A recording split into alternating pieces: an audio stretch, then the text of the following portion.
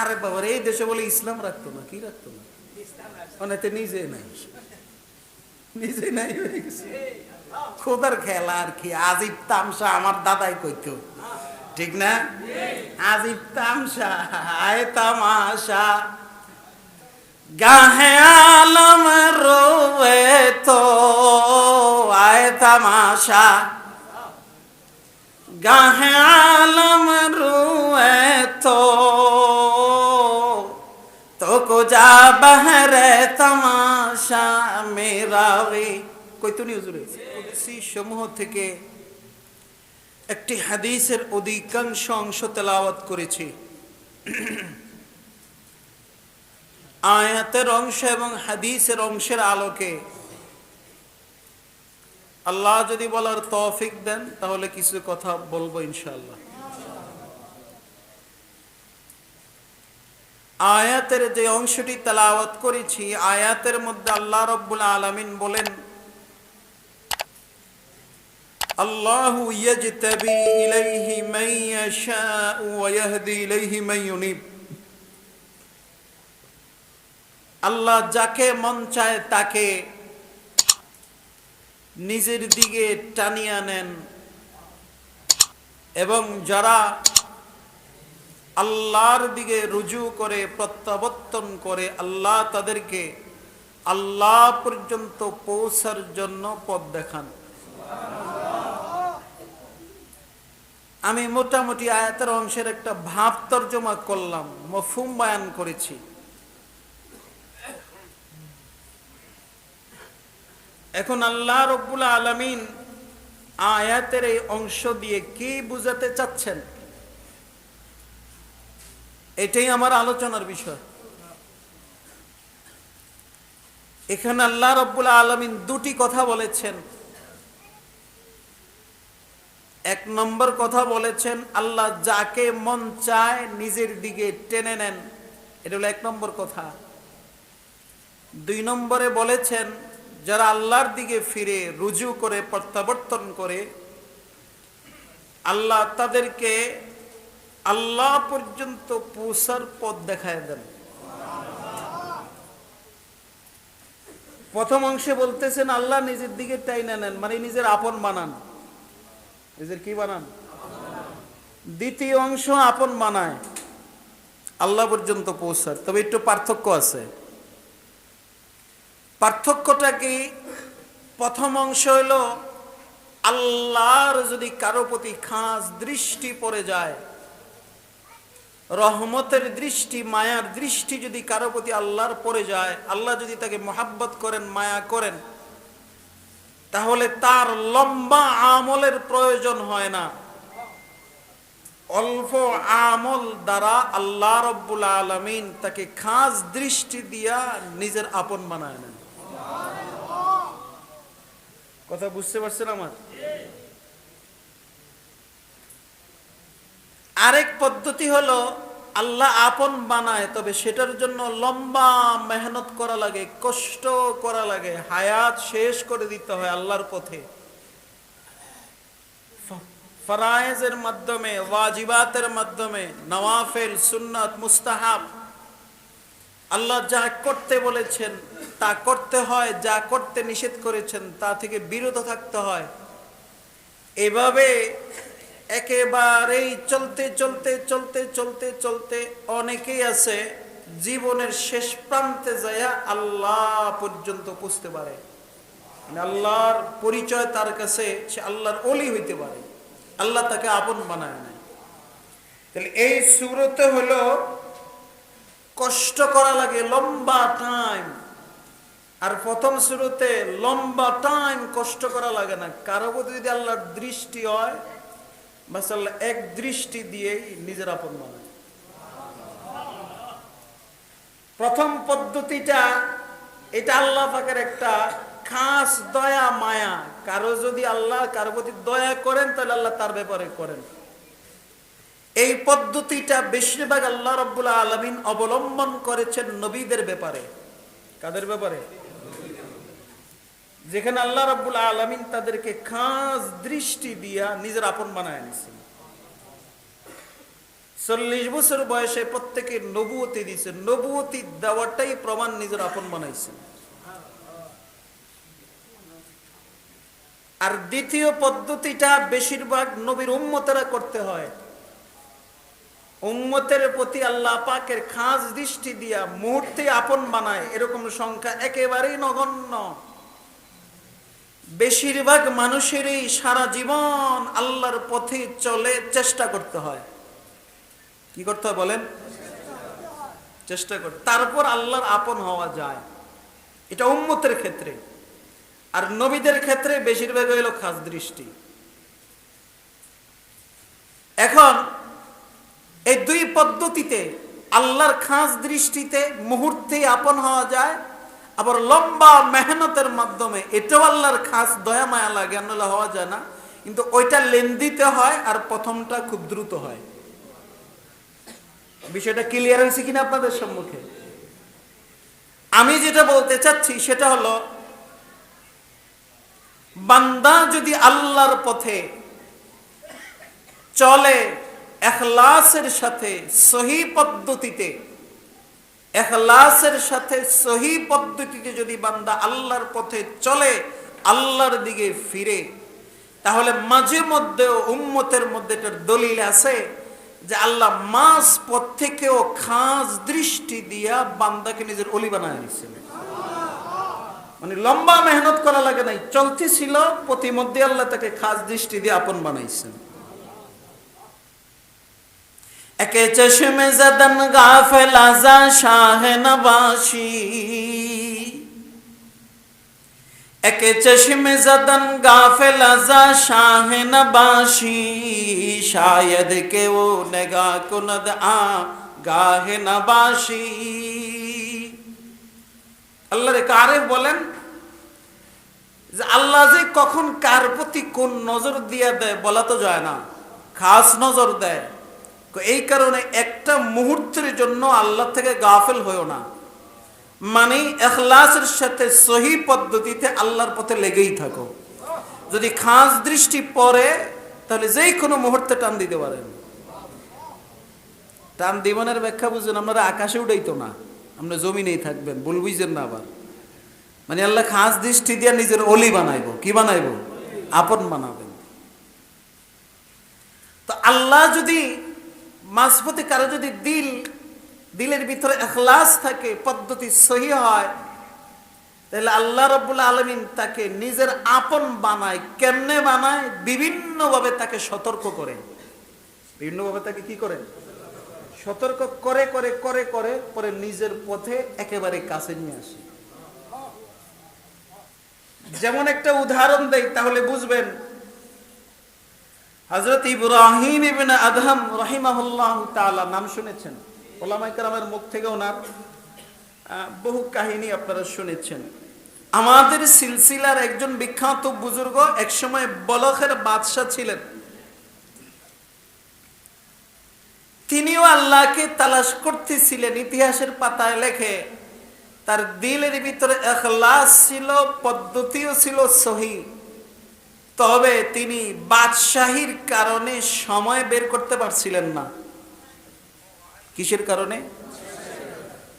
বাদশাহী ব্যস্ততা থাকে, রাষ্ট্র চালায়, কত কাজ, কিন্তু তার দিলের ভিতরে ইখলাস ছিল, আল্লাহকে তালাশ করতেছিল, পদ্ধতিও ছিল সহি।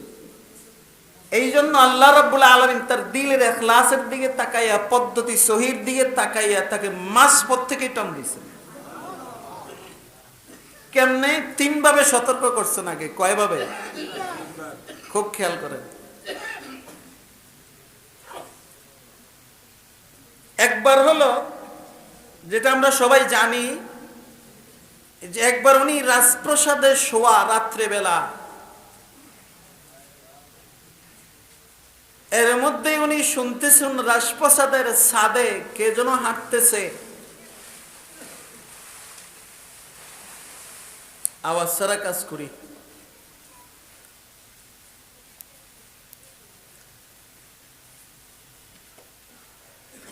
কে যেন হাঁটে। উনি রাজপ্রাসাদ থেকে আওয়াজ দিলেন, কে হাঁটো রে ছাদে, কে তোমরা? আওয়াজ দেয়, ও বাদশাহ, আমরা রাখাল, আমাদের ওঁট হারায় গেছে, আমরা ওঁট তালাশ করতেছি। কি তালাশ করি? বাদশাহ কয়, বেকুব, ওঁট কি ছাদে পাওয়া যায়? ওঁট হারাইছে ক্ষেতের থেকে, ওঁট হারাইছে বাড়ির থেকে, জংলা থেকে, রাস্তা থেকে, ওইদিকে না আশেপাশে তালাশ করবা, ছাদে ওটাইব করতে। হয়তো কারো বাড়ি ঢুকছে, কোনো জঙ্গলে গেছে, কোথাও পড়ে আছে। কারণ ছাদে উঠতে তো সিঁড়ি বাইরে উঠতে হয়, উঠতে না উঠতে পারতো না, ওটাইব করতে। তোমরা যদি হারা জীবন এনে ওট তালাশ করো তাহলে ওট পাইতা না। জবাব দেয় বাদশাহ, আমরাও যদি সারা জীবন বলখের সিংহাসনে বৈশা খোদারে তালাশ করেন তাহলে খোদারে পাইতেন না। এটা তো ইতিহাস। আসলে এরা রাখাল ছিল না, এরা ছিল ফেরেশতা। এরা ছিল কি? আল্লাহ ইব্রাহিম না আদমকে নিজের আপন বানাইব, কাছে নিব, এই জন্য সতর্ক করতেছে। কি করতেছে? ফেরেশতার মাধ্যমে সতর্ক করতেছে। এই এক ধাক্কা দিল যে এই রাজপ্রাসাদে বসিয়ে আল্লাহকে পাওয়া যাইব না। এই এক ধাক্কা পাইয়া একটু সোজা হইছে না, এই এলাকায় তখন যাইতো না। কিন্তু সময়ের লেগে বের হইতে পারে না। কিসের লেগা? হ্যাঁ, বাদশাহী তো বড় মজার জিনিস। এই পথ যারা পায়, আল্লাহু আকবার, সহজে ছাড়তে চায় না। যত বদনামই হোক, যত কিছুই হোক, সহজে ছাড়তে চায় না। ঠিক না ভাই? কি মধু এটার ভিতরে! আরে বাবা রে, কি মধু লাগায় রাখছে। আবার কিছু মানুষ আছে এই পথে পাইলে খোদা কি জিনিস ভুললে যায়, ইসলাম কি জিনিস ভুললে যায়। হয় কি হয় না? আমাদের দেশে হয়নি এটি? কইছে না একজন রে, সাইজ করে দিছে, কম যাইত না, কইলে সমস্যা। আল্লাহ সবারই সহি বুঝ দিয়া দাও। খোদার ধরা বড় ধরা, ঠিক না? আরে বাবা, এই দেশে বলে ইসলাম রাখতো না। কি রাখতো না? অনেকে নিজে নাই, নিজে নাই হয়ে গেছে। খোদার খেলা আর কি, আজিব তামসা আমার দাদাই কইতো, ঠিক না? আজিব তামসা, আয় তামাশা, গাহে আলম রোবে তো আয় তামাশা, গাহে আলম রোয়ে তো को जा बहरे तमाशा मेरा वे। কইতো নি হুজুরে?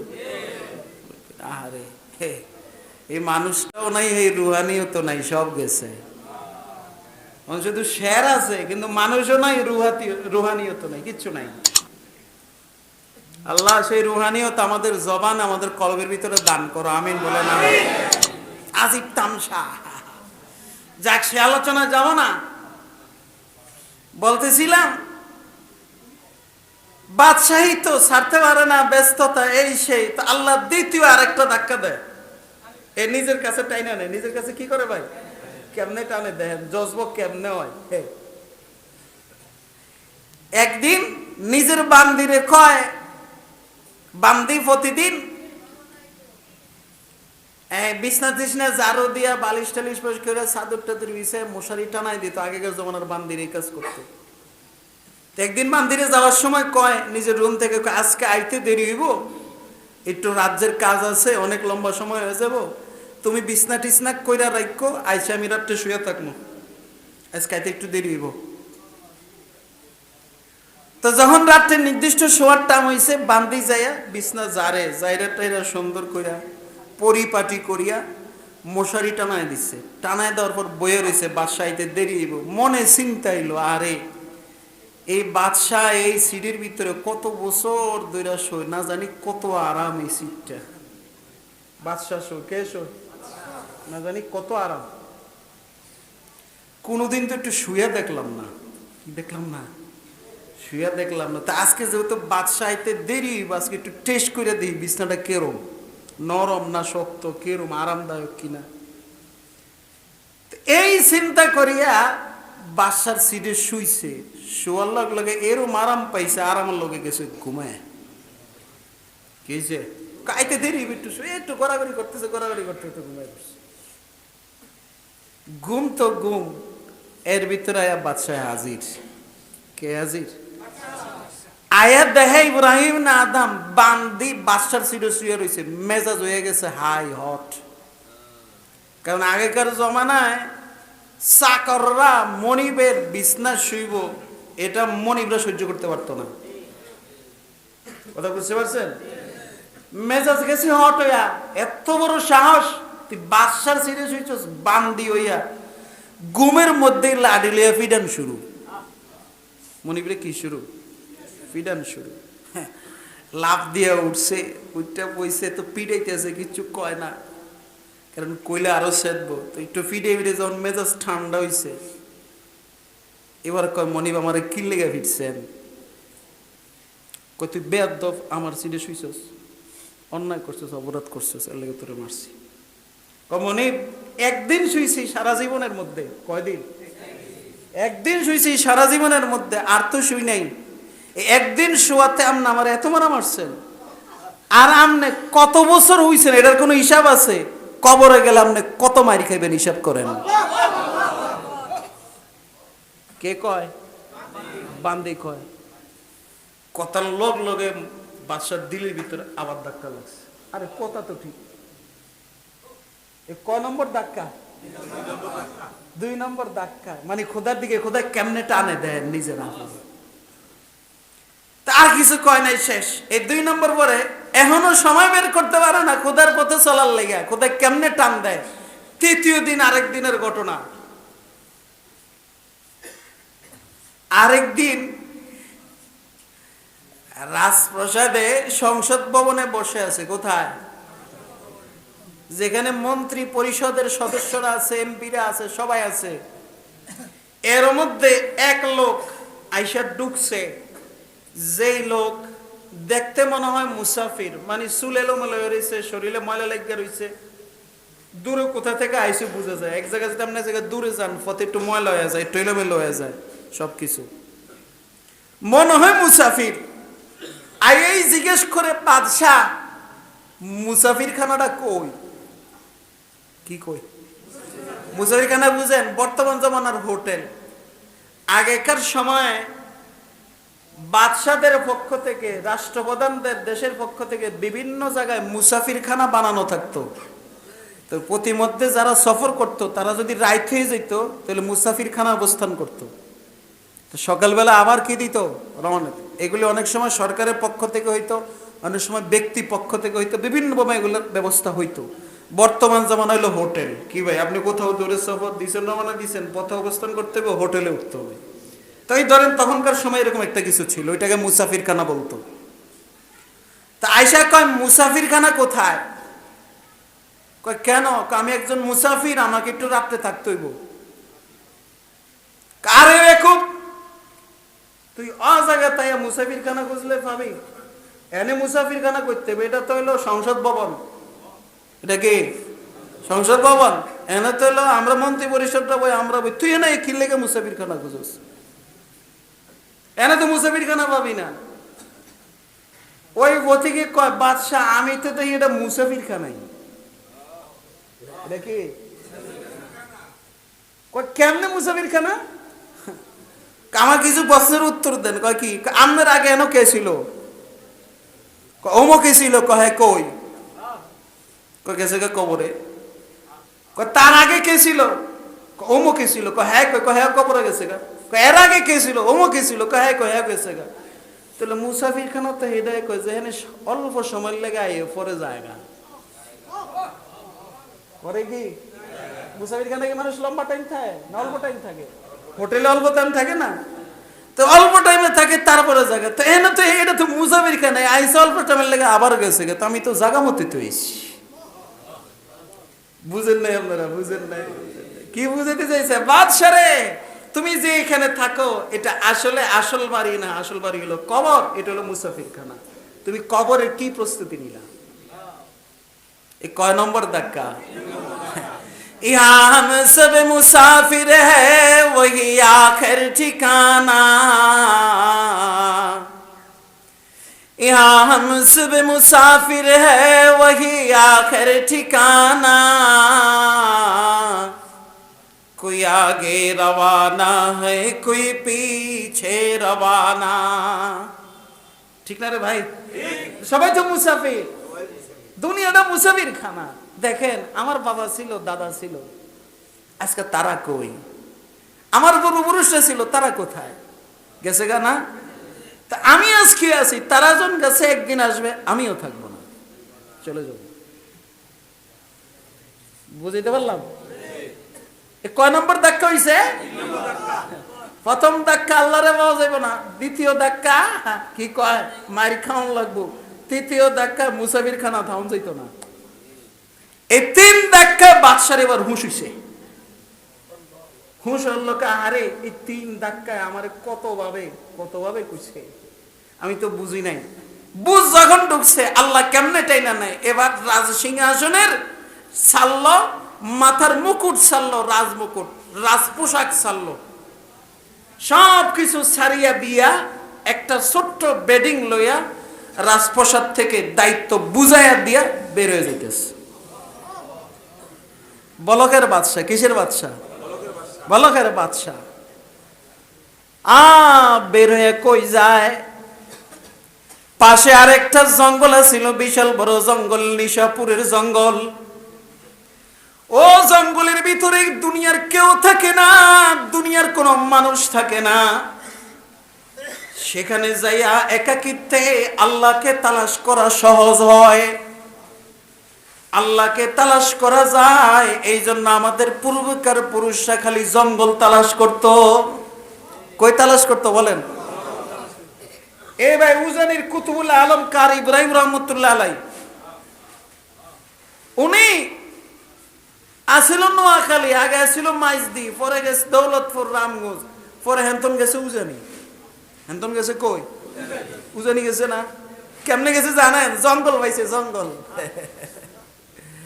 আমাদের এখানে একটা নবাবপুর বাজার আছে, তো উনি দৌলতপুরের থেকে বেদাতি গুলোকে, আমগো এলাকা তাকে অনেক বেদাতি ছিল, বেদাতি গুলোকে বহস করার লিগে নবাবপুর গেছে। কই গেছে? এই উজানির ফাঁসি দিয়ে গেছে। যাওয়ানোর সময় দেখে বিশাল বড় জঙ্গল, উজানির জঙ্গল। মুরিদ করে কয় আরে আমার এই জঙ্গলটা অনেক ভাল লাগতেছে রে, এবাদত করে খুব মজা পাবো। এবাদত করে কি পাবো? মজা পাবো। মুরিদ কারে ফিসাবে কইছে, আগে ফির আসিল যে এরম মুরিদ আসিল এরম, ঠিকই ঠিক না? আগে মুরিদেরা ফিরের ভিতরে নিজেকে বিলীন করে দিছে, তারপর যাইয়া তারা কিছু হইছে। আর হলো ফির হইলো বক্কু, মুরিদ বক্কু, গ্রামের ভাষায় আর কি, ঠিক না? ফিরেরও কোনো বেল নাই, মুরিদেরও কোনো বেল নেই। আর ফির যদি কিছু বালা থাও, আমগো বর্তমানে মুরিদরা ওই আব্দুল কাদের জিলানি খুঁজে, রশিদ আহমদ গঙ্গুই খুঁজে, হাজি আহমদুল্লাহ মহাজের মক্কি খুঁজে, হেডের মতো দেখি পাই না, এর লেগে বায়াত হয় না, ফিরও ধরে না, বুঝেন না? আরে হে হাজি আহমদুল্লাহ মহাজের মক্কি আইতো না, রশিদ আহমদ গঙ্গুই আইতো না, আব্দুল কাদের জিলানি হইতো না, কাসেম নানতবি হইতো না, জুনায়েদ বাগদাদিও হইতো না, কেউ হইতো না। বর্তমানে যারা হকের উপর চলে তারাই বর্তমান জমানার হাজি আহমদুল্লাহ মহাজের মক্কি। কথা বুঝতে পারছেন? এরাই বর্তমানে শায়েখ, এরাই ফির। দললে এগোলে চলতে হবে। আপনি যদি চিন্তা করেন হাজি সাহেবের চিন্তা, তাহলে আপনার হারা জীবন তালাশ করলাম না, বুঝতে পাইতেন না, এটা ওনার হইতো না। বুঝছেন কিনা আমার কথা? তো মুরিদে ফিরে কইছে সব কিছু জান, ফিরে যেমনে কয় এমনে চলে নাকি? আল্লাহু আকবার। মৌলবী হারগিজ না শুধু মাওলায়ে রুম, মৌলবী হারগিজ না শুধু মাওলায়ে রুম, তা গোলামে শামসে তিবরিজি নাশুদ। আল্লামা রুমি রহমতুল্লাহ মুসলিমের ভিতরে বলে, আমি আল্লামা রুমি রোমের এত বড় অলি হইছি, নেতা হইছি, এমনে না, আমি আমার ফিরে শামসে তিবরিজির আগে গোলাম হইছি। ওনার ফিরের নাম কি ছিল? শামসে তিবরিজি। আমি আগে শামসে তিবরিজির গোলাম হইছি, তার হাতে নিজেকে সুবুত করছি, নিজেকে আগে মিটাইছি, তারপর যে আমি রোমের আল্লাহর অলি হইছি, এর আগে ওই নেই। তো মুরিদরা যদি কিছু পাইতে হয় আগে মনিবে, ফিরে যেমনে কয় এমনে চলতে হইব, বুঝে দল্লা চলতে হইব, না দল্লা চলতে হইব, তবে শরীয়ত বিরোধী যাতে না হয় সেদিকে আবার তাকাইতে হইব, ঠিক আছে নি? হক্কানি ফিরেরা আবার শরীয়ত বিরোধী কয় না, বন্ডরা শরীয়ত বিরোধী কয়। বুঝতে পারলাম? বন্ড গাথে যে আবার ইমান শেষ করেন না, বলে হুজুরে কইছে ফিরে যেমন কয় এমনে, আগে হক্কানি ফিরে যেমন কয় এমনে, বন্ড যেমন কয় এমনে না। হেডা হেডা বুঝতে হইব। আনলে ইমানও যাইব, সব যাইব, আমও যাইব, সালাও যাইব। আল্লাহ সবাইরে বুঝার তৌফিক দান করে, আমিন বলেন, আমিন। বলতেছিলাম মুরিদরা সামনে যখন কারি সাহেব রহমতুল্লাহ কইছে আমার এই জঙ্গলটা ভাল লাগছে, আমারে টইলে ভালো হইতো। মুরিদরা সব মিল্লা ফিসাবে চাইছে 22 কানি জমি ছিল, পুরাটা কিন্না কারি সাহেব রেহা দিয়ে দিছে। আমনে চাইছেন, আমনে দিলাম। কত কানি ভাই? 20 ঘন্টা এক কানি। আমগো দেশ 20 ঘন্টা এক কানি না, এরকম 22 কানি জমি। চিন্তা করছেন কত বিশাল জঙ্গল, এটা পুরোটা জঙ্গল ছিল। কইছে হুজুর আপনি দিয়েছি, আপনি আয়া করেন। এইবারে এই জঙ্গল ভাইয়া এখানে খুদারে তালাশ করতে সহজ হইব, আরাম হইব, মজা হইব। দৌলত ফুসেরে উজানি হয়ে বসছে। কইছে ভাই এইবারে উজানি হইছে। আর নইলে উজানির চিন্ত কে? কথা বুঝেন নাই? কে চিন্ত? ওই একজনের কারণে চিনে। বলতেছিলাম আল্লাহ ওয়ালারা জঙ্গল তালাশ করে। জঙ্গলের ভিতরে কেন? কারণ সেখানে কোনো মানুষ থাকে না, কোলাহল থাকে না, কেউ থাকে না। সেখানে একাগ্রতার সাথে, কারণ আল্লাহরে একাগ্রতার সাথে করলে ডাকলে বেশি ফায়দা। এই একাগ্রতার জন্য তারা জঙ্গলে যেত। বাড়িতে থাকলে, ঘরে থাকলে, বিভিন্ন জায়গায় থাকলে একাগ্রতা নষ্ট হয়ে যায়। এই সমস্ত কারণে তারা সেখানে যাইতেন। তো ঠিক এমনি ভাবে এই ইব্রাহিম ইবনে আদম সব কিছু ছাড়িয়ে দিয়ে একাগ্রতার সাথে ইবাদতের জন্য, আল্লাহকে পাওয়ার জন্য সব কিছু ছাড়িয়ে দিয়ে নিশাপুরের জঙ্গলে গেছে। কই গেছে? নিশাপুরের জঙ্গলে যাইয়া সেখানে খালি খোদারে তালাশ করে। এখন খালি আসান, এখন সহজ। কেউ নাই পৃথিবীর, কেউ নাই, কেউ নাই।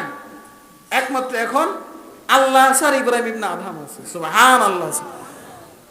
ও আল্লাহু আকবার। একটা পর্যায়ে এমন গেছে আল্লাহরে তো দেওয়ানা হয়ে গেছে, তো পাগল হয়ে গেছে,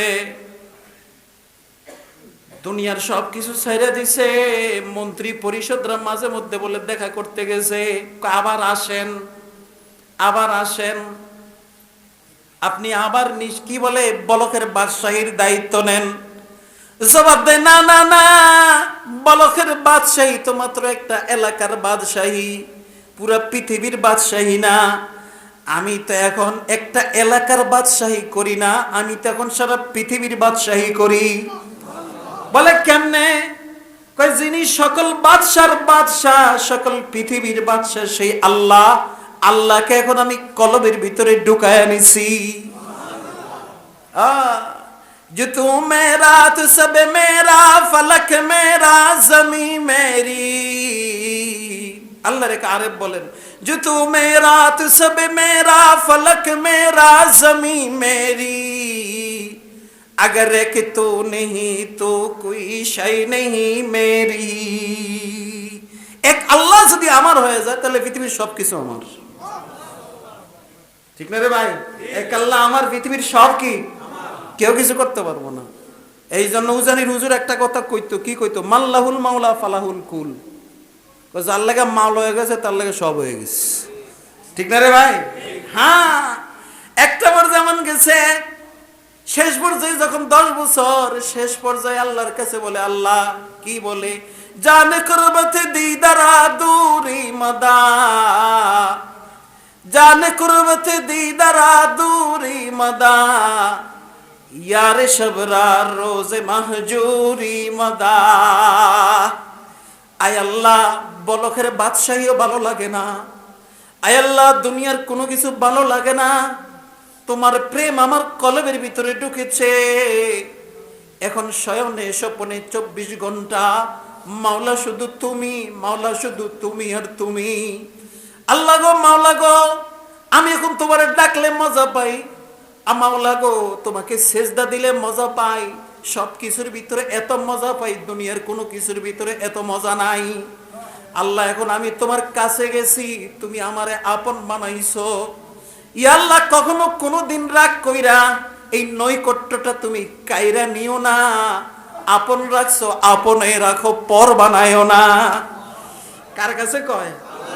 জান কুরবত দিদারা দূরি মদা, ইয়ার শবরার রোজে মাহজুরি মদা।